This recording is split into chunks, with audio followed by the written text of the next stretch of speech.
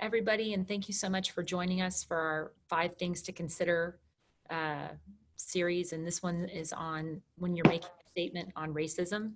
And just as a beginning point, I just wanted to give you a little context for Allyn Media.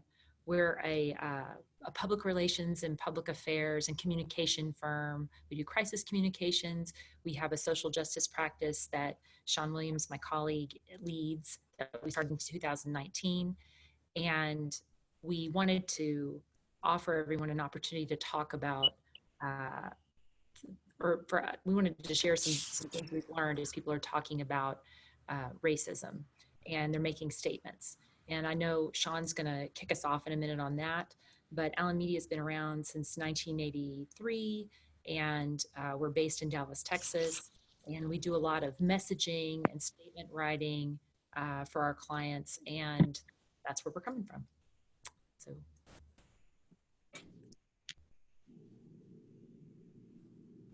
All right, so I'm Shawn Williams, Vice President here at Allyn Media, also lead our social justice practice, and we are really thankful that everyone would join us to talk about this. This has been a very difficult couple weeks for a lot of us. You know, for the last 14 years, I've worked on issues related to African Americans in the media, advocacy, but it feels like it all has come to a head here in the last couple of weeks since the death of George Floyd in Minneapolis. And for us here at Allyn Media, we've helped our clients work with my podcast host, Brian Trimble, to make sure that we've gotten information out on our podcast. We actually started a series called Where Do We Go From Here, which was titled after the book by Dr. Martin Luther King.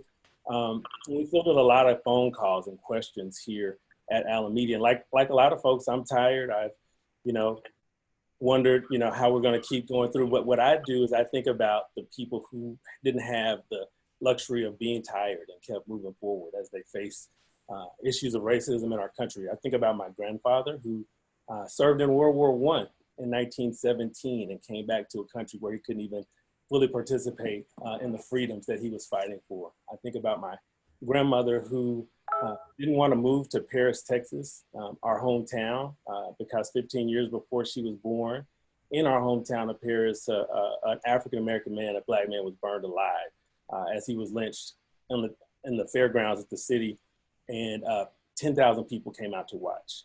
I think about the people in Montgomery, Alabama, who for 381 days, they walked to work or Ubered for back in the day in Montgomery during the Montgomery bus boycott. And I think about the families of Ahmaud Arbery, Breonna Taylor, and George Floyd. So we have to keep moving, and this is an opportunity for us to come together and do all that we can do. So I want to say thank you to those who joined us, and we all can do what we can do. So we'll look at our first slide. For us, this seminar specifically, we wanted to focus on race and racism, specifically on racism. And you see a definition here that I got from lexico.com. And this is what the seminar is about for us. It's about racism. And I looked at a definition on Merriam-Webster. And amazingly enough, one of the questions I've gotten a lot is, what can I do? What can one person do on such a huge issue related to racism? But Kennedy Mitchum looked at the definition of racism at Merriam-Webster, and she thought it was inadequate. And if you look at that definition, you will see that it is inadequate. And she emailed the company and told them that she thought that they could do better. And they emailed her back, and they went back and forth. And they are changing their definition of racism based on her outreach and advocacy. So one person can make a difference. And that's part of what we want to talk about here today, is how even crafting statements, we're going to look back over the last couple of weeks and even going forward, because even the last couple of days, we'll talk about companies who've had to, and organizations who've had to release statements related to racism. It's something that still has to be top of mind. So the first thing we want to consider, we'll go to our next slide, is how we got here. And it's very important as you are looking at crafting statements, as you're looking at making responses related to racism, that you understand how our country got to this moment, how from 1619, when the first Africans were brought here as enslaved people here in what became the United States, all the way up to until today, how we got here. And we've seen protesters, we've seen a really antagonistic relationship between the African American community and the police, which stretches back many, many, many years. And that relationship is based on the very foundation of policing in America. Chief Renee Hall, the police chief here in Dallas, she's mentioned on a couple of occasions that I've heard how policing has its origins in the slave patrol. And that was when armed white men were in charge of making sure of controlling the movements and the lives, making sure the exact discipline on African Americans. And so that is something that is basically part of the foundation of our policing system here in the United States. And that still is evident in today by this kind of antagonistic relationship that you see between the police and African Americans. We have some pictures here, one being the black and white of Emmett Till, kind of middle on the left.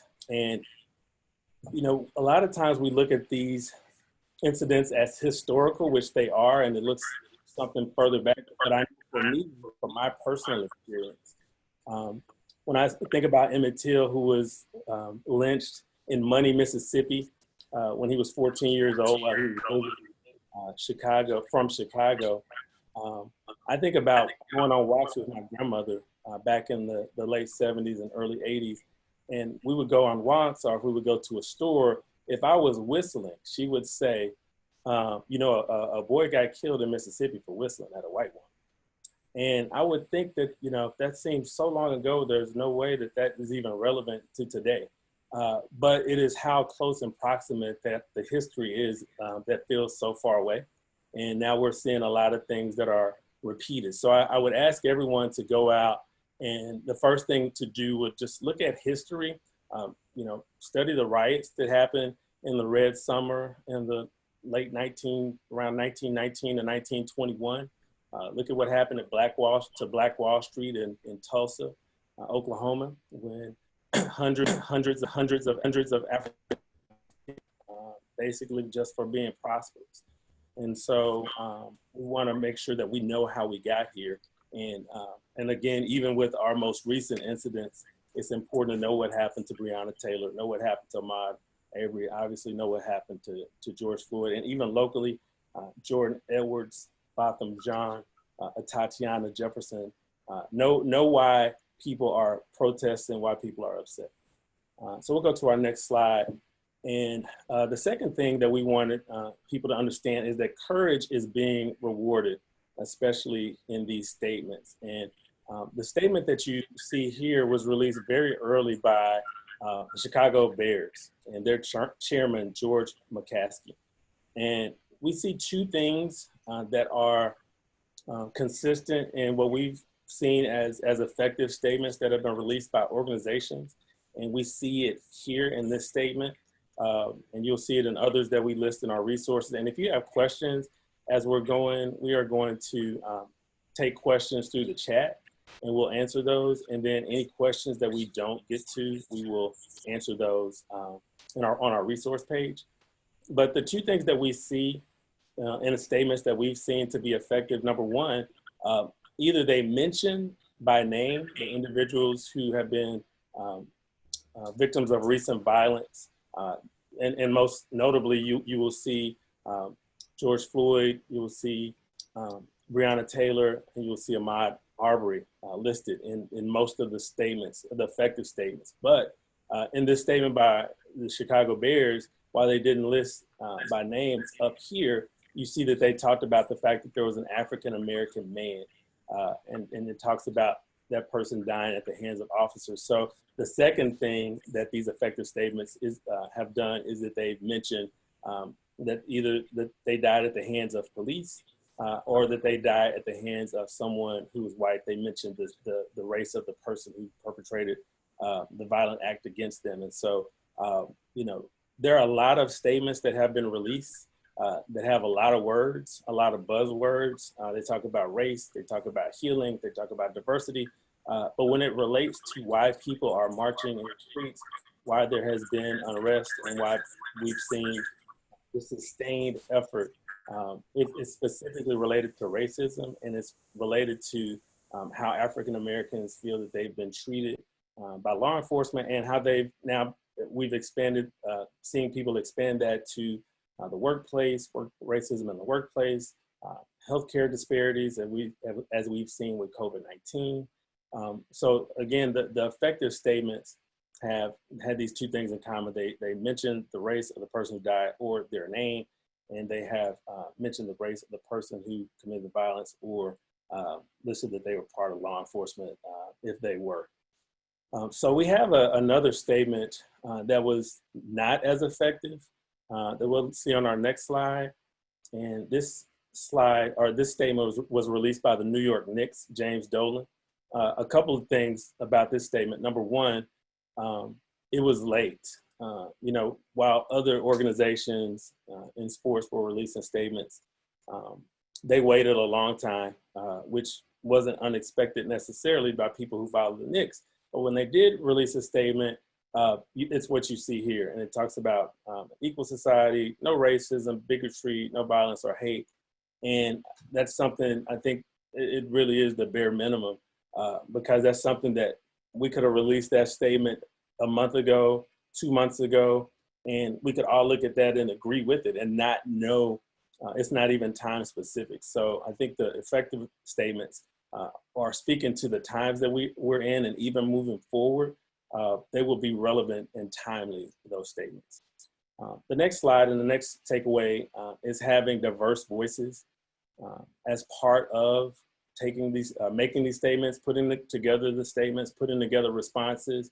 I think the tendency is to release a statement that is just related to your current customers. And so a lot of folks are accustomed to addressing their current customers. They're accustomed to making communications that they will feel comfortable with. But yet these statements are not just directed to your current customer base in many cases. These statements are being seen by people who may have followed you on the fringe. They may have had a problem with you. They may be waiting to see whether or not you will take that courageous step. And so it's important in a lot of cases to have an outside voice. For instance, since we're talking about racism, we're talking about racism related to African Americans, you would want to have someone African American to look at your statement, to look at your response. And it may not just be the one person or two people or three people or however many people that work in your firm. You may need to, or your organization, you may need to solicit people who are outside of your firm, outside of your comfort zone, to help you, because a couple of things they may tell you, like I told a friend of mine when they showed me a statement, and I guess they probably caught me on a bad day, because I said, if you release this statement, I will personally make it my mission to go against this statement and talk about why it's so bad. And then you might have someone to say, "Ooh, man, this is good, but for where you are right now, where your organization is, this might not be the time to go quite to that level. So you might want to even it out." I mean, and again, take multiple opinions, because, again, one African American voice does not represent everyone. So it's good to have more people and more voices involved in the decision. So I'm going to turn it over to Jennifer to talk about two more things we should consider.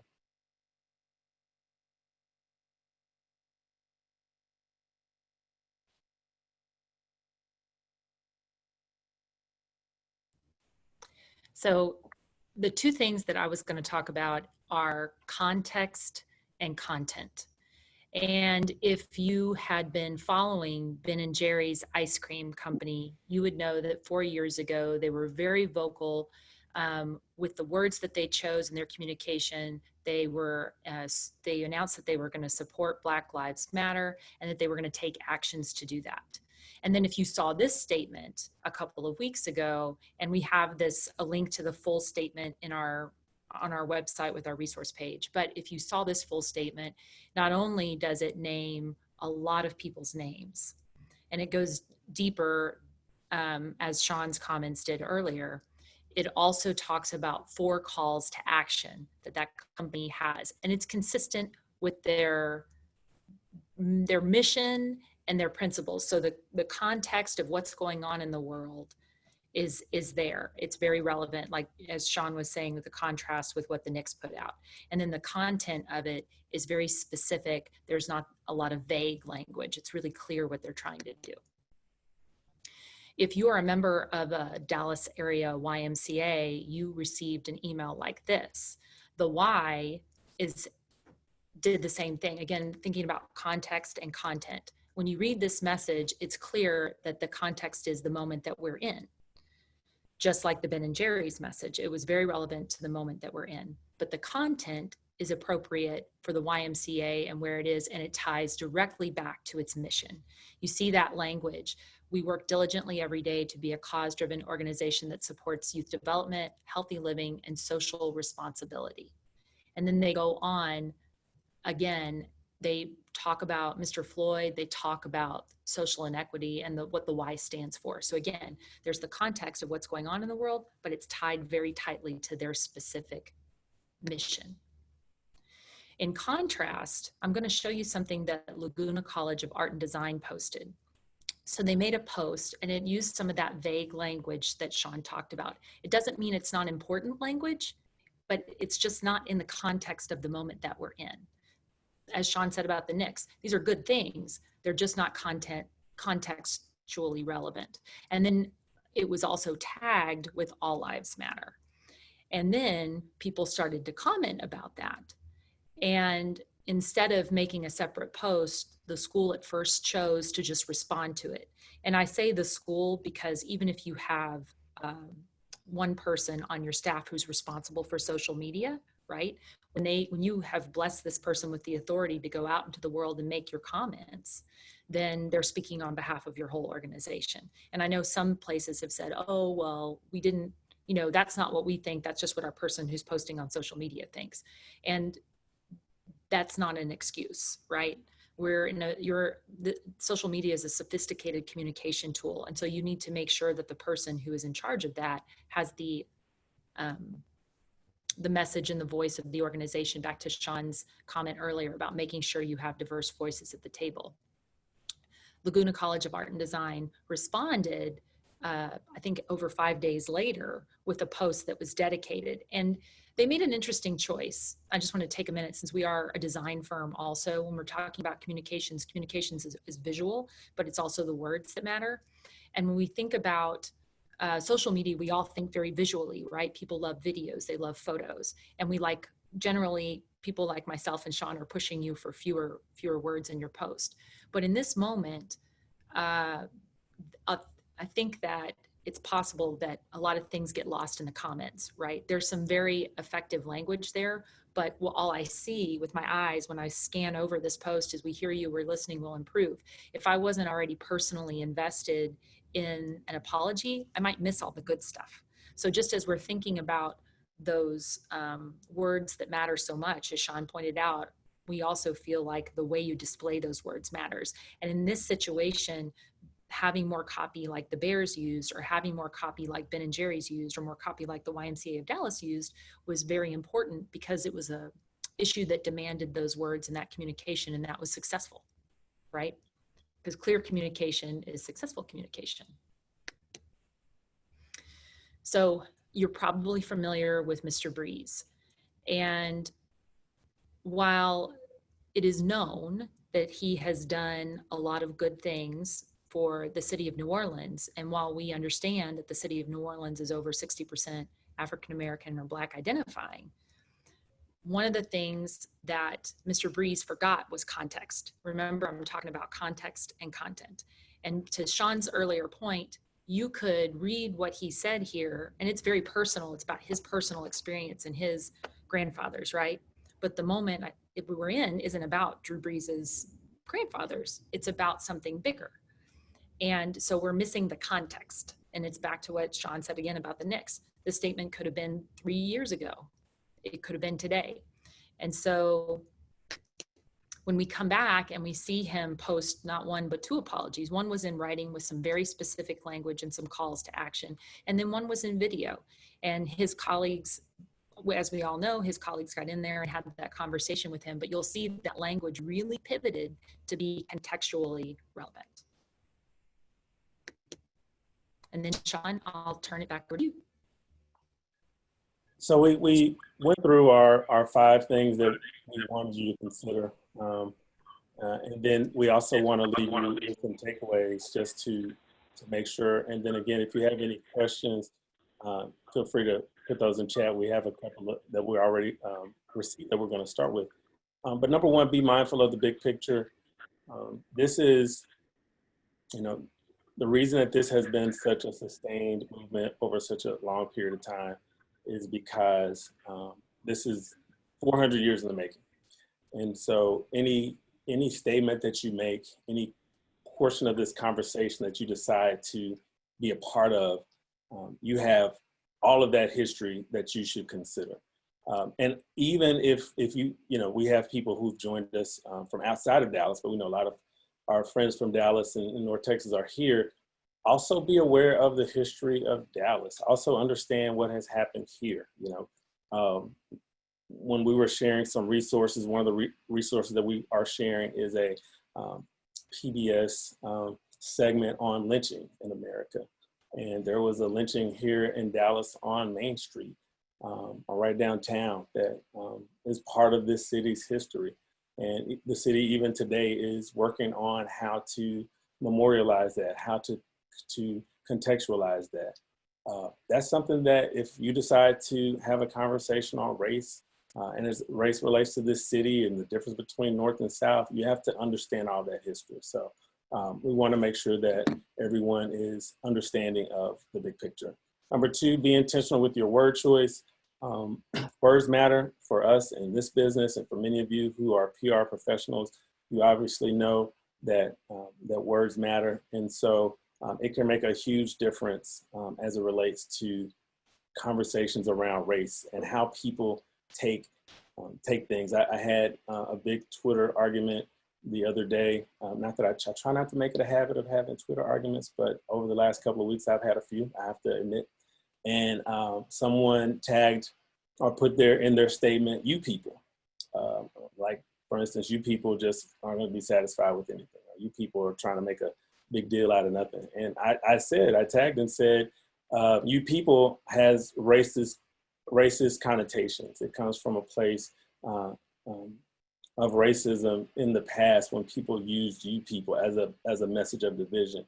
And this person wanted to talk about how that was not, but it does have racist connotations for people. And so it's important, to know those kinds of things, especially as you're communicating. What are the words? And that's one thing that we are still working on here, is looking at what are the words that serve as triggers for a lot of times as it relates to racism. What are words that people use and phrases that people use that they don't understand the history and historical context of. So be intentional with your word choice. Be mission relevant.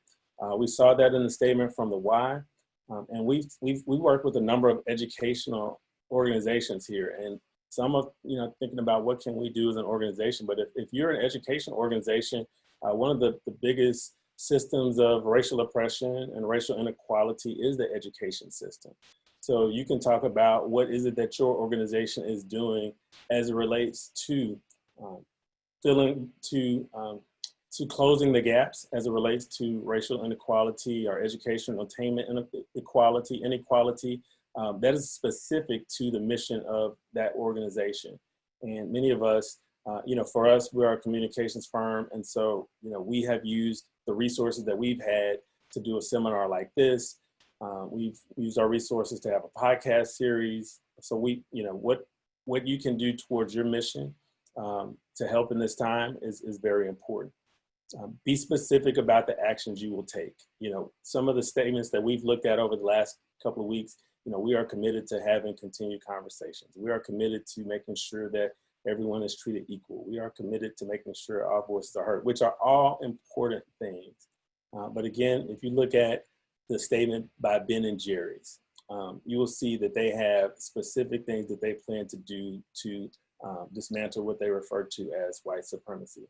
And so the more specific, the better. We also have put a statement in the resource section. We got a email from Airbnb yesterday. And Airbnb has long been accused, and people have talked to them about discriminatory practices by their hosts for their Airbnbs. And they sent out a statement that they are still working, and they are creating a tool that will help to identify if hosts or people are being discriminatory. And they worked with change.org in order to put that, our Color of Change, in order to put that tool together.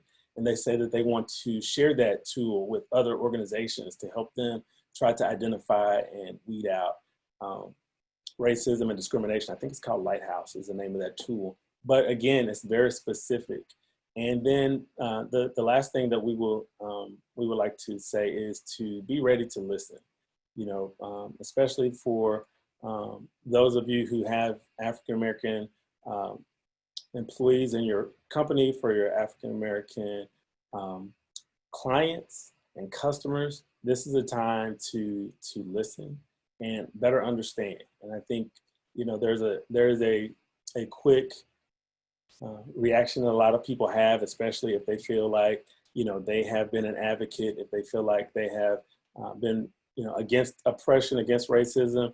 And, you know, one of the things we talked about here in the firm is, and then we'll get ready to move towards our questions. But one of the things that we've heard a lot is people feeling that they are being accused of being racist. And that is not something that anybody wants to hear, is that they are racist. And in most cases, the person is not racist. But that does not mean that they cannot have unconscious bias, which there's a lot of training around in law enforcement. That does not mean that they cannot have actions that are against unintended consequences that are racial in nature. And so I think it's important to not think that just because someone questions something that you say or questions an action that you think that means that someone is saying that you are racist. It is generally saying that maybe something that is related to race that needs to be discussed. And so that is all for our presentation, but I think we're going to move to our question and answer period. We're trying to keep this to about 45 minutes. Any questions that we're not able to get to, we plan on answering those in our resources.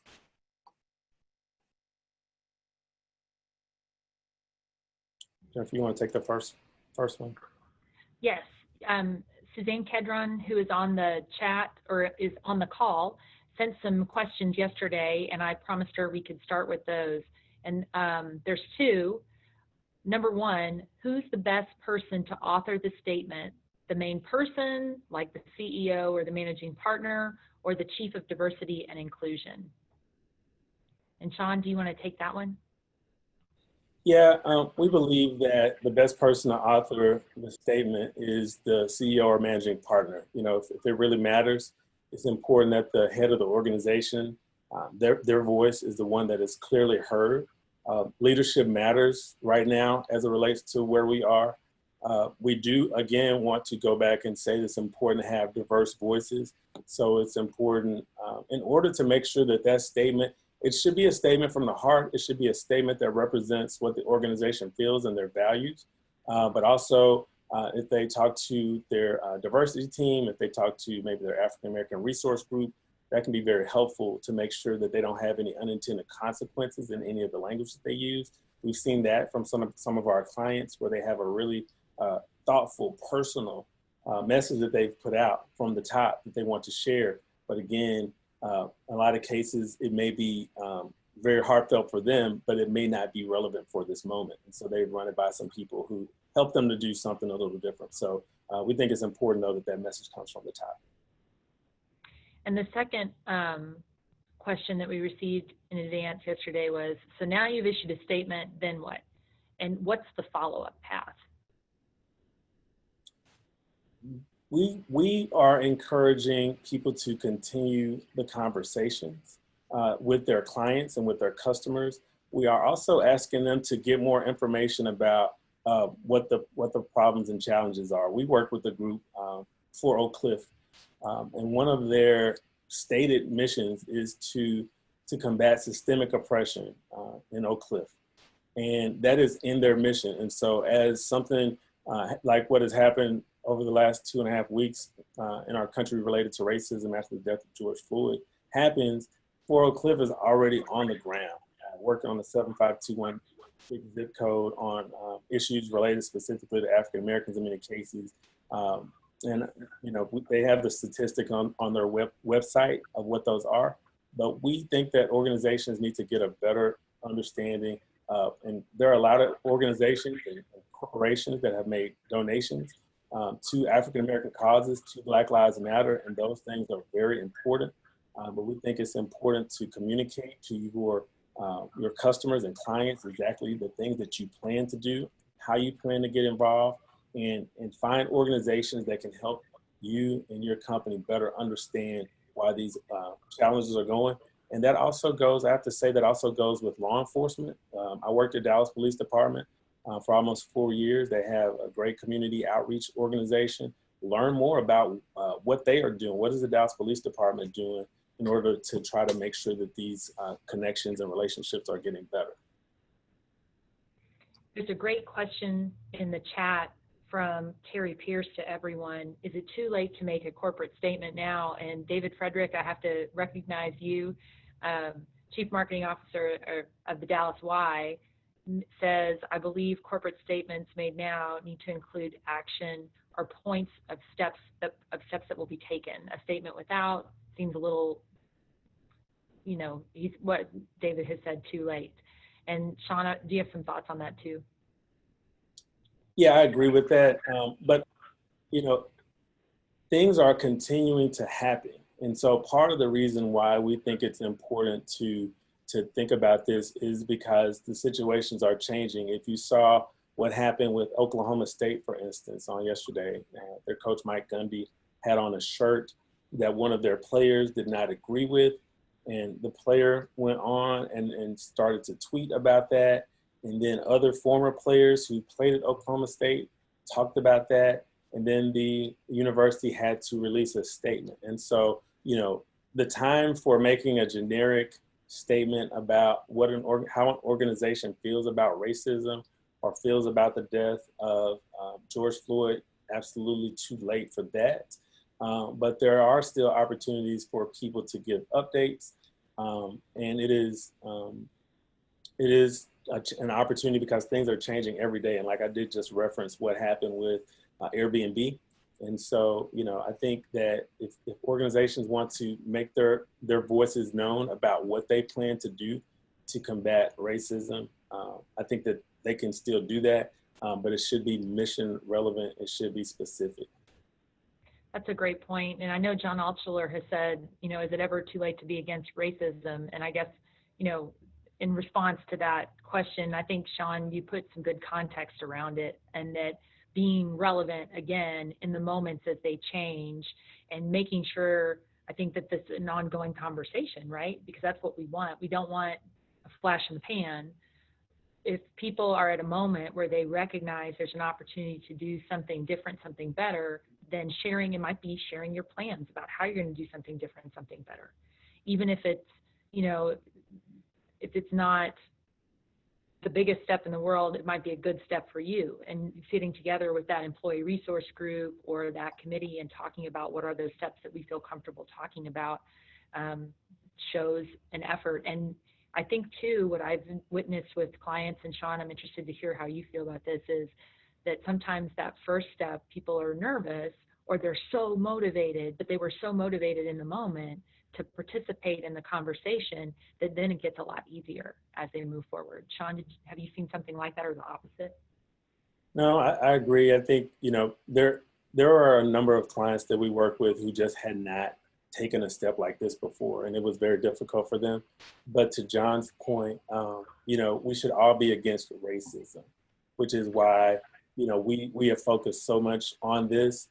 And then, people will then try to pull back layers of what that means and whether or not this is racist or that's racist. But what we've seen and what people are upset about is the disparities that are based on race. And if it's related to sentencing disparities, if it's race based on the income or wealth gap, if it's education, we see disparities based on race. And so what we're asking people, and suggesting to people is that they recognize that these things exist. This is racism. It is racism within some of the systems in our country. And we need to all talk about how we can fix that and what are the specific actions that we can all take to fix that. Again, to go back to the example of the Webster Dictionary, seems small, but that's one thing that one person can do. And we all need to do our part, but it's not the time to just list all, like, the Drew Brees example, to list all of the things that you've done. It's really not about that. It's really a much more intentional conversation, and to figure out for a lot of people how they can make a difference, they need to do a lot more listening. So another question is from Steve Lovelace, and he's asking, should we mention George Floyd by name now, or is it enough to allude to him like the Chicago Bears did in the example? So one thing about the Bears example is because they came out early with their statement, it works a little bit better because what we've recommended to our clients is that they do name the names of individuals, especially George Floyd, Breonna Taylor, and Ahmaud Arbery. But in a lot of cases, because we are in Dallas, you have Jordan Edwards, who was killed in Box Springs, and Tatiana Jefferson in Fort Worth, Botham Jean, all who died as a result of engagement with law enforcement.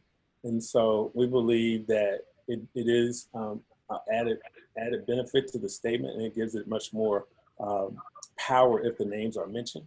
But I think that if you mention African American, how African Americans have been treated, disparities with African Americans, that is much better than any kind of racial or any buzzwords. Again, as Jennifer said earlier, not that those words aren't important, but this moment is about racism that has happened towards the African American community that starts in 1619 when the first enslaved Africans were brought to this country, and this is what that moment is about.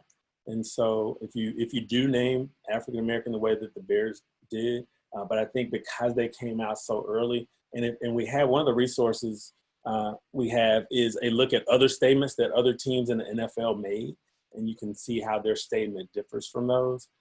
So I think that that's the difference for the Bears. But we've advised most of our clients, if they say George Floyd or any of the other names, to be specific by name. We've had a couple of questions also about back on that similar question to Suzanne, what she originally asked about who signs that question. Could it be anonymous? And I know something we've talked a lot about internally was the fact that when the leader of the organization says something, it means the most. And it is when the head of the employee resource group, when the only voice in the room is the head of the employee resource group or the diversity, equity, and inclusion committee, if that's the only voice on the issue, that it takes away something, because it's back to that term that Shawn used earlier, saying you people. It's like, that's for you, but I'm the head of the organization and I don't have to say that. And so Shawn, can you talk, I know we talked about this a little bit earlier today, but I think that's a question that's coming up again and again in the comments that I think might be important. And then another little add-on, what if you're a nonprofit and you've got a president and a CEO and you have a board chair? How important is it that all of that leadership is tied to your statement? Yeah, we've seen statements that have had multiple signers as well. If it is the board chair and the president and CEO, that's a powerful statement. Again, I think the main thing that we want to see and we've advised is the leadership up top. And it does not mean that the employee resource group does not make their statement also, because they have a whole nother set of things that they want to talk about, and that group may be able to then petition to their own organization about wanting to make their workplace more diverse, about sensitivity training, all these things that will help make their experience better as they work. So we do not want to We are not saying that those groups do not need to have statements or should not make statements. We're just saying if an organization is making an organization-wide statement and they plan to do that, we saw a really good statement from Dr. Woody at the Bridge, where he talked about how homelessness has specifically affected African Americans and the African American community, and the percentage, I believe, is 63. I get 63 and 68 mixed up, those two numbers. But I believe 63% of their population is African American, and specifically how African Americans have been dealing with homelessness. And the statement came from him. It was a very powerful statement. He's also followed that up with videos as well, messages. So I think that is our point, is that it's really important to have the discussion come from the top. We have another question that Angela Broyles has shared with everyone. What do you think about the transparency movement where businesses post the racial makeup of their organization? So I think that this is probably another topic for us, because I think that there are going to be so many tentacles to this conversation on racism, including transparency, including because if you look at racial makeup of the organization, then you also will want to know what are the disparities between pay, how are people being paid as it relates to race, how is compensation totally related to race, what is, how is discipline handled related to race, and so and I think all of that does fall under transparency. But it's important to, so I think these are the type of conversations and questions and concerns that we all need to continue to take forward, because while we're starting with statements today, that is literally just kind of the tip of the iceberg as it relates to how we can impact this. But we did want to talk about where we are in this moment, because like Oklahoma State found out, we're still in the moment. Yeah. We're at 45 minutes. Go ahead. We've got we can take a few more minutes if anybody else wants to share another question, or you can come off mute and ask if you'd prefer to do that. One question that was asked was, will we get a copy of the presentation? So this, as you all saw when you logged in, is a recorded conversation. So we'll be sharing the webinar on our webpage under our action page. And so that way people can see the presentation and ask questions and be able to hear the content that went along with it. Well, thank you all so much. Be respectful of everybody's time. It's 1:45. Thank you all for coming and participating. Thank you, Shawn, for leading a wonderful conversation for our social justice practice, but also just for our firm in general. And thanks everybody who shared a question. And if you have a question later on, please don't be afraid to email or tweet, or go to our website. You can email us from there. We'd love to keep the conversation going. And I know Shawn's got and I have talked about where do we go from here with conversations, and please listen to the podcast. We have had some amazing guests thanks to Shawn and Ryan's hard work. So thank you so much. Thank you, everyone. I appreciate it. Thank you.